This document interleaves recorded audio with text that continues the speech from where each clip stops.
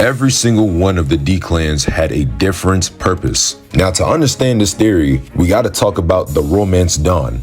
Not the original Romance Dawn, but the older Romance Dawn. For those of y'all who don't know, this was One Piece before One Piece became One Piece. And in it, Oda came up with a lot of the original concepts that he would later go on to use for the current One Piece that we all love and watch. But one thing he didn't include in the story that we know of is that there's two types of pirates: Peace Mains and Morganeers. Morganeers are pirates like Blackbeard who just go around pillaging and conquering all that fun shit, while Peace Mains are described as pirates who go on adventures by feeding on the Morganeers. But you see, when Oda made One Piece, he flipped the script and decided to make the Morganeers the Peace Mains, while the Peace Mains become the Morganeers. Kind of like a Lord Domi Reversi reference. A good example of this is Blackbeard, who I mentioned earlier, feeding on Whitebeard, who was a Peace Main back in Marineford. So what I'm getting at is that when Oda decided to sit down and write One Piece, he switched it so that the Morganeers can feed on the Peace Mains instead of the other way around.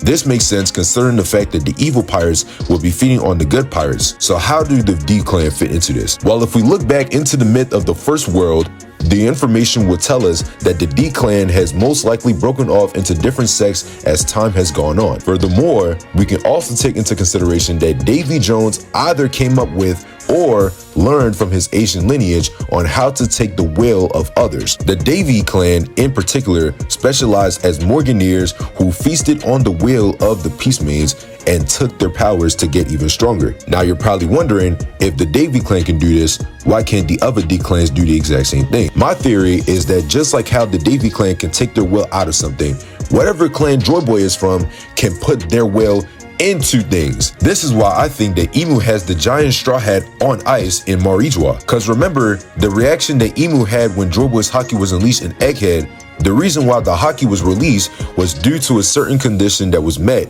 that being the rope had to be pulled apart. So I believe that if the giant straw hat gets unfrozen, all of the haki stored inside of it gets released. Imu is just keeping it as a memento under a lock and key so that the same haki that can have him shivering his timbers and potentially damage him cannot get released. Cause I would bet that Imu is also a D clan member.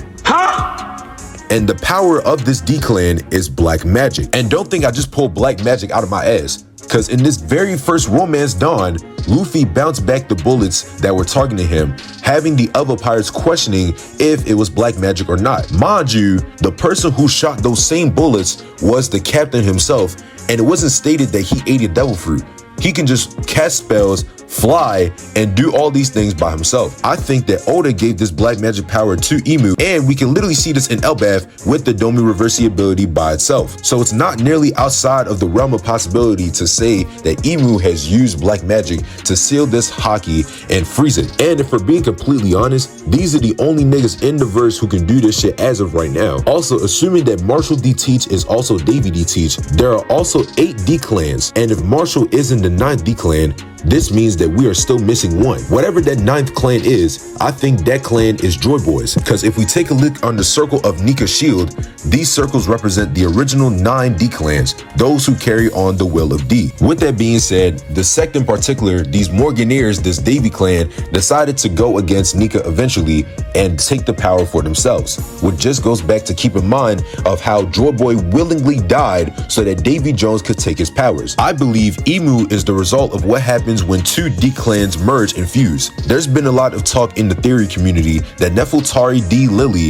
is being used as Imu's vessel. And if the Nefeltaris are being the lore keepers of Joy Boy, then Imu would have the combined knowledge of 2 D clans, one that knows the history and the other that controls the black magic in the world. And if Imu is the only Neurona left, that means they are literally the only ones who can control and stop the black magic. So now that begs the question, what were the D clan's purposes?